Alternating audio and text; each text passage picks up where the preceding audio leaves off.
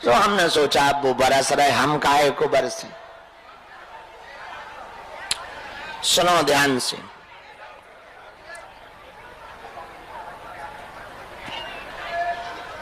बारिश से बचने के लिए जैसे छाता जरूरी है, वैसे ही संसार सागर में विपत्तियों से बचने के लिए गुरु की छत्र छाया जरूरी है।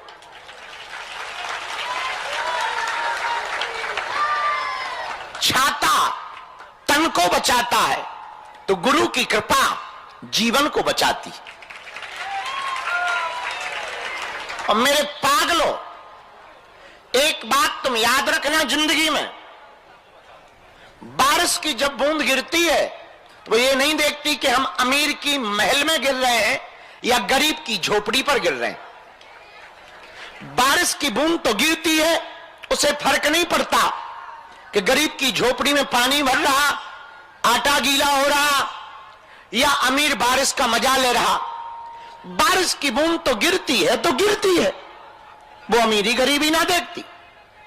वैसे ही गुरु है, गुरु अपना पराया नहीं देखता है। और मेरे पागलों, बारिश की बूंद गिरती है पर ठहरती वहां है जहां गड्ढा होता है, खड्डा होता है, गहराई होती है। समतल नहीं, गहरा। पर्वत पर बारिश की बूंद नहीं टिकती, दीवालों पर बारिश की बूंद नहीं टिकती, पेड़ के तने पर बारिश की बूंद नहीं टिकती। वो तो गिरती है नीचे तो खोजती है ऐसी जगह जहां मैं ठहर जाऊं, भागती है नदी की तरफ, नाले की तरफ कि मैं ठहर जाऊं, और नदी भी भागती है कि मैं भी ठहर जाऊं। और नदी के जीवन में हजारों मोड़ ऐसे आते हैं रुकने के, कभी पर्वत रोकते, कभी बड़े बड़े बांध रोकते, कभी बड़े बड़े पेड़ रोकते, पर नदी फिर भी रास्ता बनाती, पत्थरों को चीरती, पहाड़ों को काटती, किनारों की मिट्टी ले जाती, बहा ले जाती पूरी संसार की कायनात को। लेकिन वो तब तक ना रुकती जब तक उसे सागर का किनारा ना मिल जाता, तब तक वो बहती रहती। वैसे ये मन है, तब तक बहते रहना चाहिए जब तक परमात्मा का किनारा ना प्राप्त हो जाए। और मेरे पागलों, नदी बनना भी बड़ा कठिन है।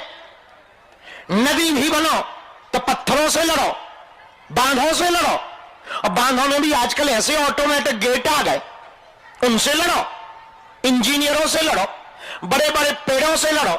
लेकिन वो लड़ती है तब तक जब तक वो सागर में ना मिल जाती। मेरे पागलों, तुम भी लड़ो, विपत्तियों से लड़ो, संकटों से लड़ो, तब तक जब तक तुम्हें परमात्मा प्राप्त ना हो जाए। जो लोग भी यूट्यूब पे एआई वाली वॉइस किसके हो जाओ, बालाजी के। हम भी तुम्हारी तरह प्रश्न करते तो शायद हम पे गुरु कृपा ना हो पाती।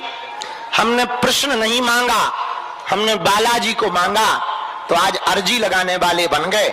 हम तुमसे यही कहेंगे, बालाजी से मत मांगो, बालाजी को ही मांगो,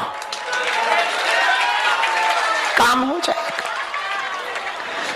तीसरी और अंतिम बात,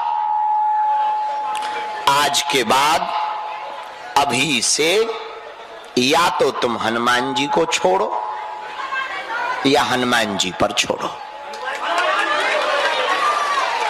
बहुत भटक लिया, कहां भटकोगे और कहां जाओगे? वो बात अलग है कि तुम्हें नए नए बाबा अच्छे लगते, पर कहां दरबारों में जाओ और सब हमारे जैसे मिले, ये जरूरी थोड़ी है। एक दिन ऐसा आएगा तुम नास्तिकता की ओर जाओ, और पर्चा बनने भर से होना क्या है? काम सफल ना हो तो पर्चा काहे का? इसलिए हम अपने गुरु से जब भी हमारी बात होती, सन्यासी बाबा से, तब एक ही बात कहते कि हम किसी के मन की बात बता पाए या ना बता पाए, ठीक ठाक, पर वो जो आया है, जो प्रश्न लेकर आया है, वो काम हो जाए, इससे बड़ा कुछ भी चमत्कार नहीं है। क्योंकि बाप का नाम तो तुम्हें भी पता है, हमने बता दिया, कौन सी बड़ी बात है। हमें हंसी इस बात पे आती कि जिस बाप से तुम पैदा हुए हम नाम बता देते, तुम ताली ठोकते। ये कोई बड़ी बात? तुम्हारे लिए बड़ी होगी, हमारे लिए तो खेल है भाई, बड़ा साधारण सा खेल है।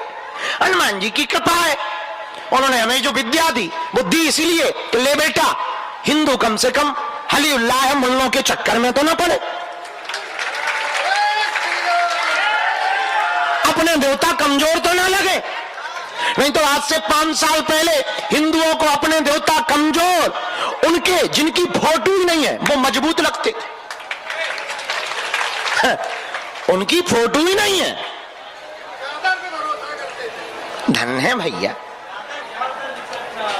क्या उल्लू हो तुम लोग, बाप को बाप कह नहीं रहे, पड़ोसी के अंकल को बाप बना रहे।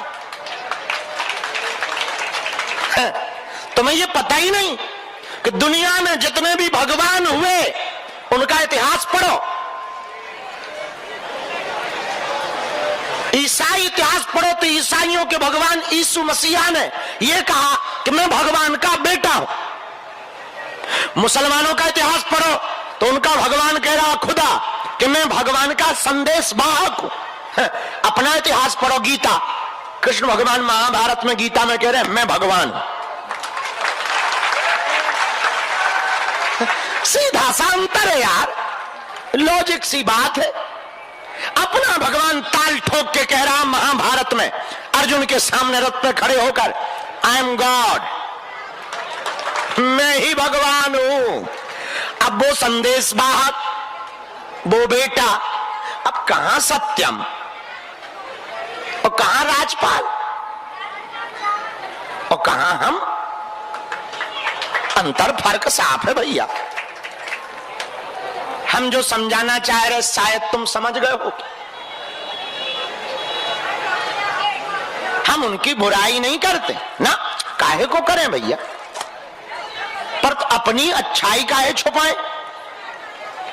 तो आज से 5 साल पहले हिंदुओं को लगता था कि अपने भगवानों में ताकत नहीं है, इसी के लिए बालाजी ने ऐसी दया की।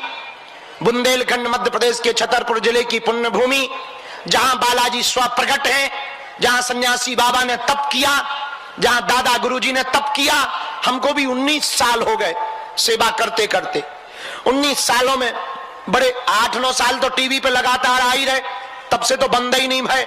और टीवी पे हम नहीं आए तो भगवान की ऐसी अनुकंपा है, आ जाते हैं अगल बगल वाले भी हम पर बहुत कृपा बरसाते हैं, कोई ना कोई कृपा बरसाता रहता है। 8-9 साल तो हमें हो ही गए, बड़े बड़े झंझट झेले, बड़े बड़े लफड़े झेले, इतनी संस्थाएं पीछे पड़ी, इतनी जांचें हुई, इतने विरोध भय, पर सब ठटरी भरती गई। चले जा रहे हैं अपनी यात्रा में। जय सिया राम, जय बागेश्वर धाम, बागेश्वर धाम की जय, बालाजी महाराज की जय। ईद के साल महाराज श्री ने बताया कि 365 लड़कियों की शादी होने वाली है, जिसकी तैयारी धाम पर चल रही है, अभी से शुरू हो रही है।